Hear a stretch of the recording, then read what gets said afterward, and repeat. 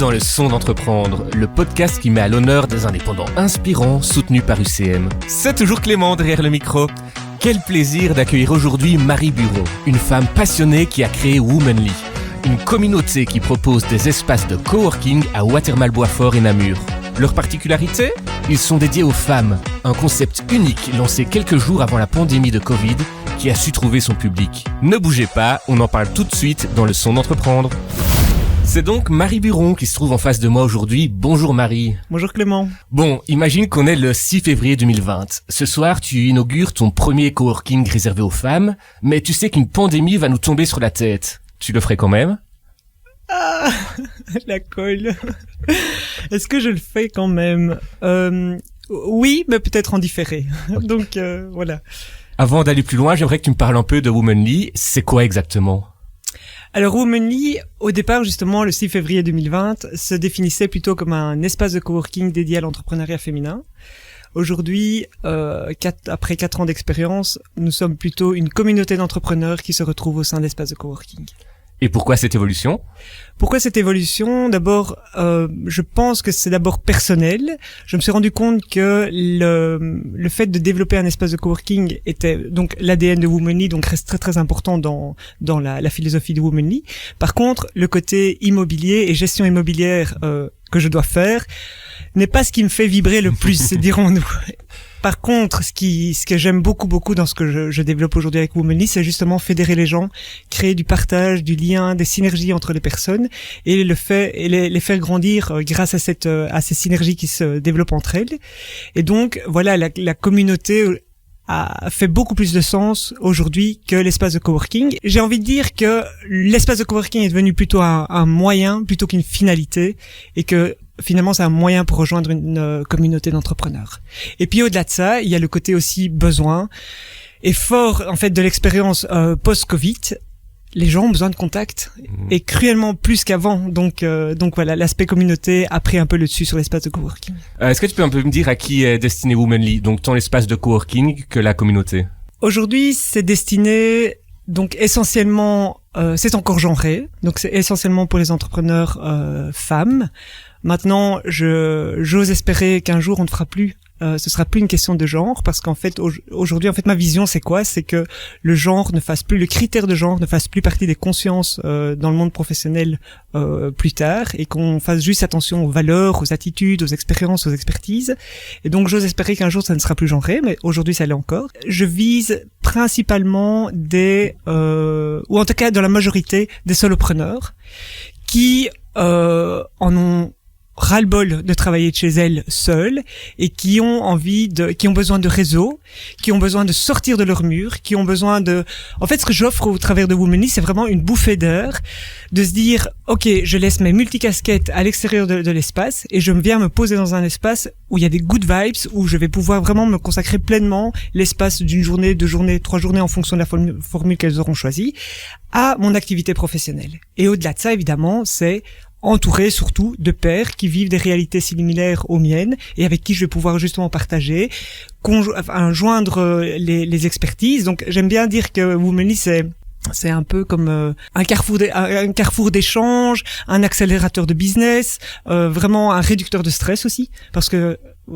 tu connais très bien le up and down de l'entrepreneur. Quand on a des ups, c'est gai de les partager. Quand on a des downs, c'est très important de les partager. Et donc voilà, c'est vraiment de se dire, ok, j'ai cette communauté d'entrepreneurs qui est autour de moi, avec qui je vais pouvoir créer du lien, créer du business aussi surtout. Tu dis que Womanly est essentiellement destiné aux femmes. Est-ce que ça veut dire que moi, en tant qu'homme, je pourrais quand même venir ou pas ? Oui, tu m'aurais posé la question justement le 6 février 2020, j'aurais été plutôt mal à l'aise par rapport à cette question, parce que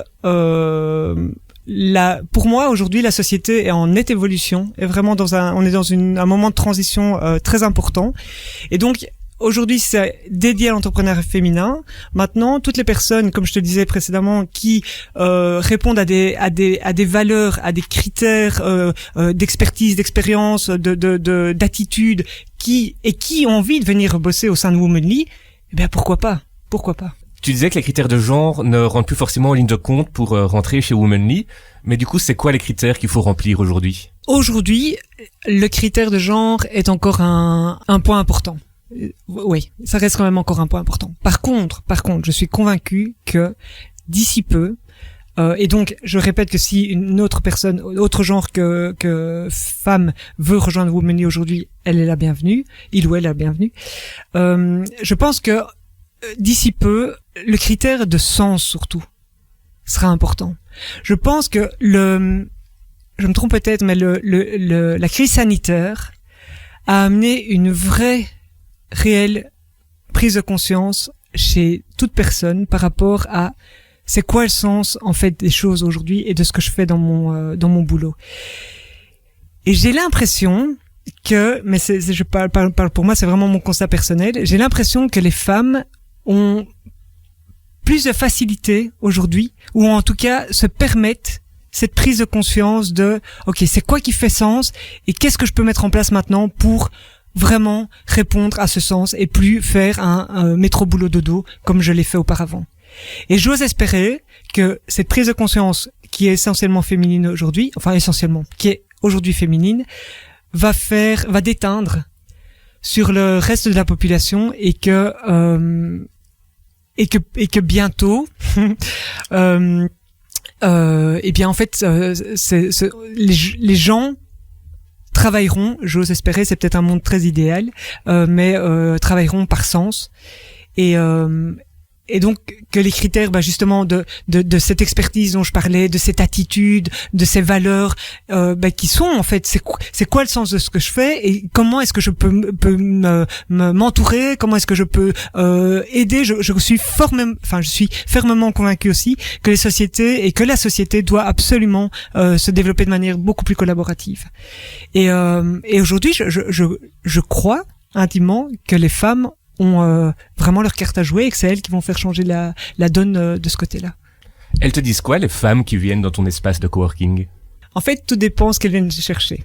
J'ai envie de dire, la première réaction, ce serait peut-être moi je procrastine ou j'ai une to-do list incroyable de choses à faire, etc. Mais quand je suis à la maison, je suis pas aussi efficace. Et donc souvent, très très très souvent, les gens ressortent d'une journée, même si elles n'ont pas spécialement échangé avec d'autres, ou en tout cas que ça n'avait pas été l'objectif de la journée, eh bien elles ressortent de là en se disant waouh, c'est fou. En fait, le fait de me retrouver dans un univers où les personnes autour de moi bossent, sont concentrées, mais à côté de ça, qu'il y a quand même le moment où je peux échanger, où pendant le lunch on peut discuter business, etc. et se faire évoluer. Eh bien, ça fait un bien fou. Et donc en fait, elle souvent on me dit j'ai été super efficace. Ça c'est une chose.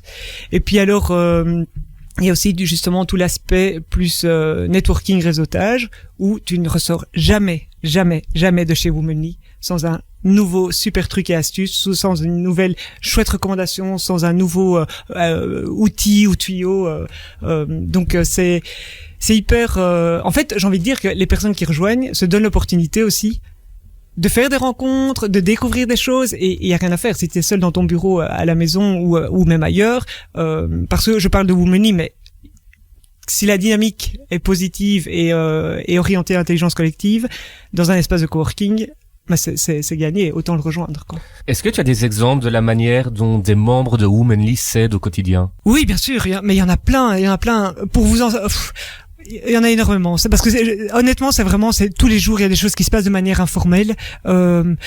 Simplement voir des gens qui s'échangent des bouquins. Où tu te dis tiens, c'est marrant, j'aurais jamais cru que ces deux personnes-là allaient sur papier, elles auraient pas dû s'échanger des bouquins. Or elles sont en échange. Et puis à côté de ça, j'ai une personne par exemple qui est courtier en assurance, elle aide au quotidien, elle aide des gens chez Womanly par rapport à leurs assurances. Pareil pour les réseaux sociaux, tout ce qui est outils Canva, donc voilà pour aider. C'est un moment pendant des lunchs, il y en a une qui dit sa difficulté par exemple par rapport à la gestion de ses mails, et bien il y en a une autre qui va dire tiens, tu sais, moi je fais ça comme ça et donc je te propose ça. Soit c'est un moment one shot comme ça qui se met en place et qui est bénéfique pour les deux parties, parce que d'un côté il y en a une qui se dit ah bah tiens, c'est marrant, elle a du mal à faire ça, moi ça me paraît, c'est hyper crystal clear, c'est facile pour moi de le faire, je pourrais peut-être en dégager quelque chose d'intéressant pour mon business. Et puis de l'autre côté, bah l'autre personne, elle a reçu, elle a réponse à sa question et elle peut continuer. Ou alors ça se transforme vraiment en client fournisseur. Donc oui, des exemples, il y en a énormément. Pour revenir au début de Womanly, comment est-ce que t'es venue l'idée de créer un espace de coworking pour femmes? Alors l'idée d'espace de coworking dédié à l'entrepreneuriat féminin n'était pas en fait de moi. Donc j'avais au départ un associé qui voulait développer un espace de coworking et qui s'est dit qu'il y avait déjà beaucoup d'acteurs dans le secteur et que s'il n'avait pas un marché niche, il aurait du mal à s'en sortir. Et donc, et il y a en fait, du coup, 6-7 ans d'ici, à l'époque où il a eu l'idée, de plus en plus, en fait, on parlait de la place de la femme dans le monde économique. Et donc, il s'est dit, mais ça, c'est un vrai élément différenciateur. Et le jour où on s'est rencontrés, moi, j'avais quitté mon poste de salarié après 16 ans pour développer mes propres projets dans l'événementiel. Et puis, grâce au réseau, on s'est rencontrés et il m'a proposé son idée. Et je vais être très honnête avec toi et les auditeurs, c'est que au début, je trouvais l'idée de coworking extraordinaire en me disant en fait moi je suis solopreneur, je ne fais pas partie d'un cadre familial où j'ai des entrepreneurs indépendants et donc je suis autodidacte dans ma manière de me développer. Et puis je travaille de la maison, j'ai mes enfants, j'ai mon mari, enfin bref, ça me fera du bien de me retrouver dans un espace de travail entouré d'autres entrepreneurs. Mais en même temps, je me suis dit, est-ce que un espace uniquement dédié à l'entrepreneuriat féminin, juste avec des femmes entrepreneurs, c'est quelque chose qui me conviendrait. Et évidemment, maintenant, après 4 ans d'existence, je trouve ça évidemment hyper bluffant et hyper puissant comme outil. Donc, bien sûr, j'adhère complètement à l'idée. Mais à l'époque, je me suis posé la question. Et puis donc, c'est comme ça que j'ai approfondi en fait le sujet. Je me suis renseigné, j'ai fait mon étude de marché, etc. Et je me suis rendu compte qu'en fait, il y avait un vrai besoin et une vraie plus-value à se retrouver entre femmes. Et donc, l'inauguration a eu lieu en février 2020. Comment est-ce que tu as vécu le Covid qui est tombé juste après finalement? Horrible. J'imagine. Ah mais ça n'a pas été tout repos. Ça a été, en fait, c'est marrant parce que après coup, je trouve que ça a été une opportunité évidemment. Je suis quelqu'un d'extrêmement positif et donc je vois des opportunités partout. Mais plus sérieusement, ça a été très très dur, très très très dur parce qu'en fait, au moment où on a annoncé le lockdown, je me suis rendu compte que j'étais dans un espace qui était très chouette, très beau, très sympa, où normalement les gens venaient pour se retrouver et travailler, sauf que plus personne ne pouvait venir dans cet espace et sortir de chez soi. Donc ça a été pendant quelques jours une vraie claque où en fait le fait de devenir indépendant était aussi pour moi une manière de... je n'aime plus dire de sortir de ma zone de confort, mais j'aime bien dire maintenant agrandir ma zone de confort. Et donc le fait d'agrandir cette zone de confort, j'ai été plongée dedans directement. Et je me suis rendu compte à ce moment-là, c'est assez fou de se dire ça, mais je me suis rendu compte à ce moment-là que finalement, si je bougeais pas, personne ne le ferait pour moi parce que j'étais plus salarié et que ça tombait plus sur mon compte en banque et donc il était grand temps de bouger. Et en fait, je me suis très vite, très rapidement mise en mouvement, en action. Et mon objectif a été pendant les premiers mois de vraiment créer une notoriété autour de Womanly, de créer une communauté pour que le jour où on puisse ouvrir les portes, en fait, les gens soient là pour venir visiter, pour qui connaissent déjà le concept. Et comment t'as fait ça? Alors j'ai utilisé toutes mes ressources. D'abord, la première, c'est l'audace, qui est très importante pour un entrepreneur. C'est que il faut s'exposer, oser sortir de chez soi, oser dire qu'on existe, et que si on le fait pas, personne ne le fait pour soi. Moi, dans ma vie précédente de salarié, je travaillais dans l'événementiel. En fait, j'adorais mettre les autres en lumière, tout en sachant que j'y étais pour quelque chose, mais voilà, rester dans l'ombre. En fait, quand on est entrepreneur, on doit se mettre en lumière, on doit aller au contact, on doit montrer, on doit dire qu'on est là, parce qu'au début, après on a des clients qui vont le faire pour nous, mais au début on a personne et donc il faut le faire soi-même. J'ai téléchargé une application pour faire des montages vidéo Et j'ai fait des petites vidéos pour où je montrais l'espace, où je parlais avec mon smartphone pour dire regardez comment c'est bien et comment ça va être chouette et venez le jour où vous pouvez. Et puis j'ai tout communiqué sur les réseaux sociaux. Et puis à côté de ça, j'ai aussi participé énormément à des événements, je vais dire des conférences online où j'allais me nourrir, mais aussi expliquer ce que je faisais et créer mon réseau et développer mon réseau de manière digitale. Et comment tu fais pour gérer concrètement ces petits moments de doute qui te traversent de temps en temps? Soit je m'entoure, et justement, par exemple, souvent, quand j'ai un moment de down comme ça, je me dis, je vais me replonger dans la communauté Womany. Et donc, en fait, très souvent, et ça se met d'office puisque je travaille au sein de cette communauté. Donc, très souvent, en fait, je vais juste chez Womany. Et en fait, je suis reparti, vraiment. Et puis alors, il y a le deuxième aspect, c'est que je suis sportive. Le sport a fait partie intégrante de ma vie, mais j'ai fait du sport à haut niveau pendant des années. Et ça, je sais que cette discipline sportive et cet état d'esprit sportif m'aident au quotidien dans mon parcours entrepreneurial. Qu'est-ce que le parcours de Marie sportive a apporté à Marie entrepreneuse? Donc j'ai joué au volleyball pendant des années en première nationale, aussi bien du côté francophone que du côté flamand. Et puis une fois que j'ai eu mes enfants, comme je suis quelqu'un qui aime bien faire les choses à fond et qui n'aime pas se donner à moitié, je ne pouvais plus me permettre de faire partie d'un sport d'équipe à haut niveau. Et donc j'ai complètement changé d'orientation et aujourd'hui je fais du trail, donc qui est complètement individuel. En quoi ce parcours m'a aidé et m'aide encore à l'heure actuelle dans mon parcours entrepreneurial? Sur plein de facettes. Un sportif de haut niveau, quand il entame une discipline, que ce soit une saison ou que ce soit une nouvelle discipline, eh bien il commence, je vais dire, avec une certaine base et il se fixe des objectifs. Il y a des objectifs à moyen, court et long terme. Exactement comme dans l'entrepreneuriat. L'importance de se fixer, vraiment d'avoir une vision, de savoir où on veut. Ok, la ligne de départ elle est là, la ligne d'arrivée elle est là. Voilà ce que je dois mettre en place étape par étape pour pouvoir atteindre cette ligne d'arrivée.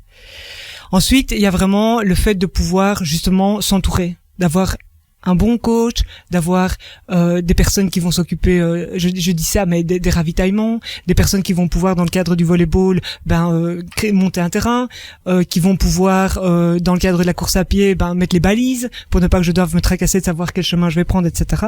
Et donc en fait dans l'entrepreneuriat c'est juste pareil, c'est de pouvoir vraiment s'entourer de personnes qui vont pouvoir nous aider pour maximiser nos chances d'atteindre cette ligne d'arrivée et de manière performante, et qui vont vraiment pouvoir à qui on va pouvoir déléguer pas mal de choses, parce que quand on est entrepreneur au départ on est multicasquette et c'est peut-être ça une des difficultés aussi, c'est de se dire ok moi en fait ce que j'aime faire c'est ça, or je dois faire tout ça aussi pour lesquels je suis pas du tout préparé ou pour lesquels je suis pas équipé. Eh bien il y a des gens autour de nous qui peuvent nous aider, et dans le sport aussi bien comme dans l'entrepreneuriat ce sont des choses importantes. Je parlais du réseau tout à l'heure qui est un outil hyper important pour l'entrepreneur, mais il y a l'état d'esprit aussi, et l'état d'esprit sportif est juste pour moi le même que l'état d'esprit qu'un entrepreneur doit avoir. Pourquoi? Parce que l'état d'esprit dans lequel on fait les choses a un impact significatif sur les résultats de nos actions. Et prenons l'exemple d'Usain Bolt, que tout le monde connaît. Il n'est jamais parti, il n'a jamais démarré sa course en se disant « je suis un loser, je vais perdre, qui suis-je pour être là ?» Et lui, il était déjà au-delà de la ligne d'arrivée et il était déjà même dans les gradins, vraiment tellement il voyait loin.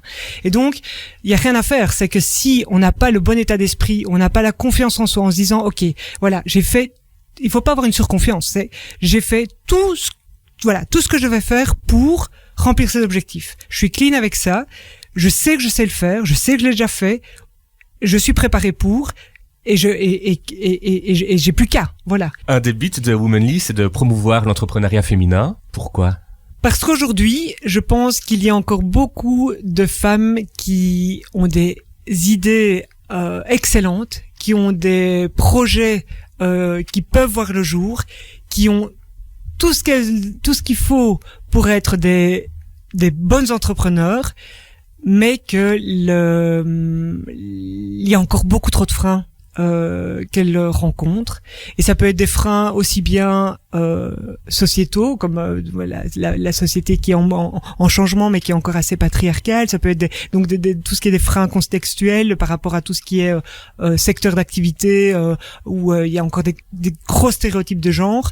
Mais ça peut aussi être des freins justement inhérents aux femmes. Et c'est là d'ailleurs que est la plus-value de Womanly et la plus-value de réseau féminin, c'est que finalement toutes les personnes qui rejoignent Womanly sont vraiment des rôles modèles pour les autres, et que un jour ce sera une personne qui pourra tirer vers le haut les autres autour d'elle, et le lendemain ce sera une des autres qui pourra la tirer vers le haut. Et donc l'idée de se dire tiens, en fait elle fait ça et ça marche, ou bien elle a fait ça et ça n'a pas marché, j'en tire la leçon. Et qu'est-ce que je fais moi dans mon business? Je pourrais très bien faire. Si elle l'a fait, pourquoi je le ferais pas? Et si ça marche pour elle, pourquoi ça marcherait pas pour moi? Et donc, voilà, aujourd'hui, je pense qu'il y a encore besoin vraiment de lieux comme Womanly pour que les femmes se donnent l'opportunité d'entreprendre. Comment t'expliques que cette importance du réseautage soit si sous-estimée? Je pense qu'elle n'est pas spécialement sous-estimée, mais il y a cette crainte. Il y a vraiment une crainte et une peur et une difficulté de pouvoir aller s'exposer. Et en fait, c'est dingue parce que souvent, elles me disent « mais qui suis-je pour ?» Mais vous êtes pour, justement, voilà. Et donc, il est important d'aller parler de ce que vous faites, parce que, de nouveau, si vous le faites pas, personne ne le fera pour vous. C'est un manque de légitimité, souvent. Mais qui suis-je? Est-ce que je suis légitime pour aller parler de ce que je fais? Et alors, moi, souvent, ce que je dis, c'est, elles y vont aussi avec cette optique de vendre. Et en fait, le mot vendre souvent fait peur.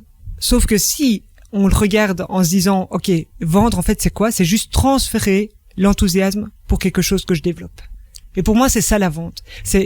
Moi, je crois en Womanly, je crois en mon business. Et quand je rencontre des gens qui viennent faire une visite découverte, ou bien que je rencontre, plein de gens, et que je vais leur parler de Womanly, c'est pas avec cette idée de vendre. Mais par contre, je suis convaincue que ça va leur apporter un certain, que ça va vraiment leur apporter du bien, et que ça va répondre à un besoin, et finalement, je transfère mon enthousiasme pour ce que je développe. Les réseaux sociaux sont très importants pour rester top of mind, ou pour avoir une certaine visibilité, mais c'est pas au travers des réseaux sociaux vraiment que tu fais du business. C'est en rencontrant les gens et en voyant si d'abord il y a cette histoire humaine qui clique ou pas.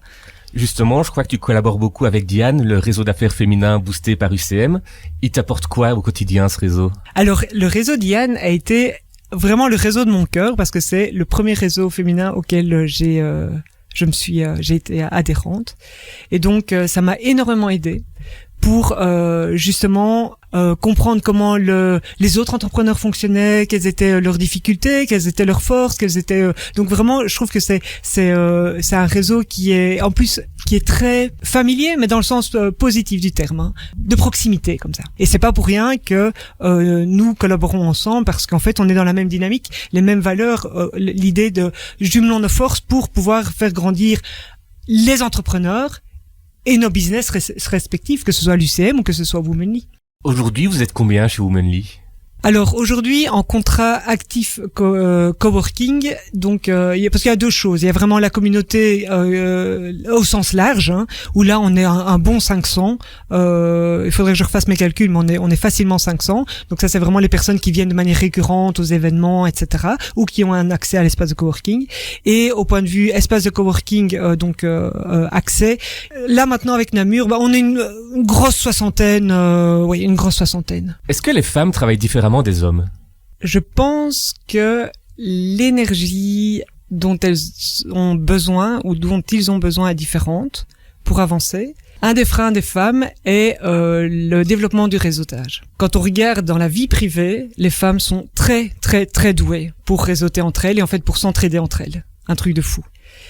Et donc, je pense qu'aujourd'hui, mettre des espaces comme Womanly à disposition, en fait, ça prend très très vite. Dès que la dynamique est orientée positive et orientée synergie, collaboration, en fait, ça prend au quart de tour, parce que elles font face à des réalités similaires, elles font face à des freins similaires, et le fait de partager des expériences en fait entre elles vont faire qu'elles se reconnaissent entre elles et vont vraiment s'entraider. Récemment, tu as ouvert un deuxième espace à Namur, début 2024. Pourquoi est-ce que tu as ressenti ce besoin d'en ouvrir un deuxième après Bruxelles? Pour diverses raisons.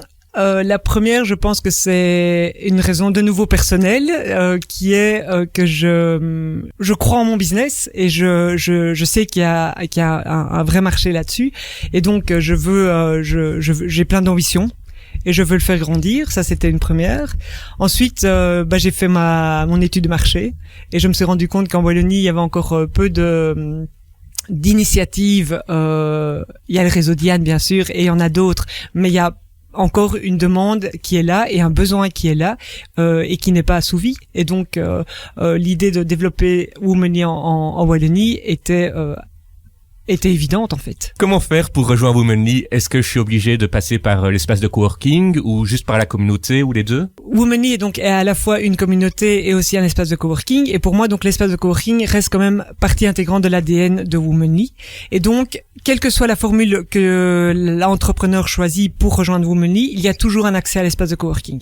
Mais ça part de 55 € par mois à 250 € par mois. Avec 55 € par mois, par exemple, on a un jour d'accès par mois dans l'espace de coworking, mais par contre, on fait partie intégrante de la communauté.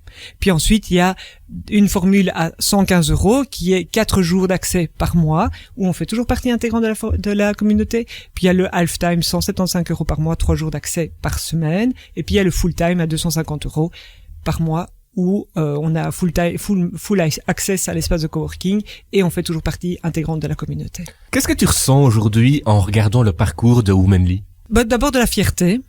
De la fierté parce que c'était quand même c'est un concept innovant, c'est quand même je trouve un besoin sociétal important, et donc c'est au-delà de sans être péjorative, mais d'une simple entreprise. Et puis je suis énormément de gratitude aux personnes qui m'ont fait confiance, aux membres de la communauté Womany qui l'ont été ou qui le sont encore, parce que si Womany existe, c'est grâce à mes clientes. Et donc vraiment énormément de gratitude, parce que c'est elles qui font la puissance et la force de ce que je développe aujourd'hui. Tu te souviens de ta première cliente? Oui, tout à fait. C'était qui? Je suis très heureuse de pouvoir la citer. C'est Nathalie Watrin, parce que Nathalie, en fait, est devenue ma PR, en fait, et c'est une fille qui a un parcours extraordinaire, qui a travaillé dans une grosse boîte, et puis qui s'est fait licencier de manière très difficile. Et là, elle s'est dit, en fait, moi, ce que je fais, j'aime. Je veux continuer à faire ce que je développe, et je vais le faire de manière indépendante. Elle a eu les peurs de ses proches, parce que ce n'était pas une bonne idée de devenir indépendante, et donc elle a fait face à ses peurs, ses propres peurs, les peurs de ses proches, et aujourd'hui elle brille dans ce qu'elle fait. Vraiment, c'est une perle. Elle reste une résidente Womany, mais elle est aussi une super PR, et vraiment je la recommande. Sa société, ça s'appelle My Cup of Tea. Et juste PR, ça veut dire quoi?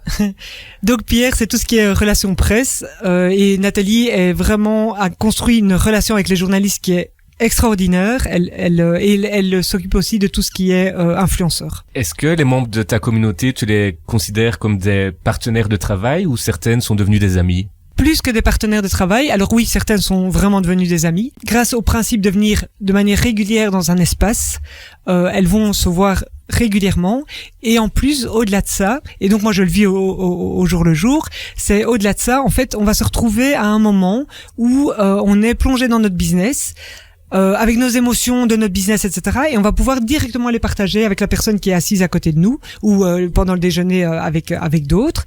Et donc, le fait d'être dans l'émotion du moment va faire que les liens qui se créent entre les gens est vraiment plus fort et beaucoup plus profond. Comment tu vois ton projet dans 10 ans? Grand. C'est-à-dire? Alors, dans 10 ans, dans 5 ans déjà, je vais te dire. Donc il y aura un Womany parce que j'y travaille et que les 5 ans sont là. Donc il y aura plusieurs Womany dans chacune des régions. J'ai envie aussi d'étendre le concept en Flandre. Et voilà, je veux vraiment que ça devienne un outil entrepreneurial vraiment reconnu et important en Belgique. Et donc ça c'est pour 5 ans, et donc dans 10 ans pourquoi pas au-delà des frontières. C'est tout ce que je te souhaite. Merci. C'est sur cette réponse qu'on va conclure cet épisode. Merci Marie pour ce témoignage inspirant et plein d'espoir. Merci beaucoup à toi Clément. Nous, on se donne rendez-vous dans un mois avec un entrepreneur que vous avez sûrement croisé sans vous en rendre compte.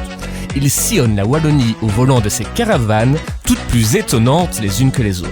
En attendant, n'hésitez pas à vous abonner à ce podcast sur votre plateforme préférée et à écouter les épisodes précédents. À très vite.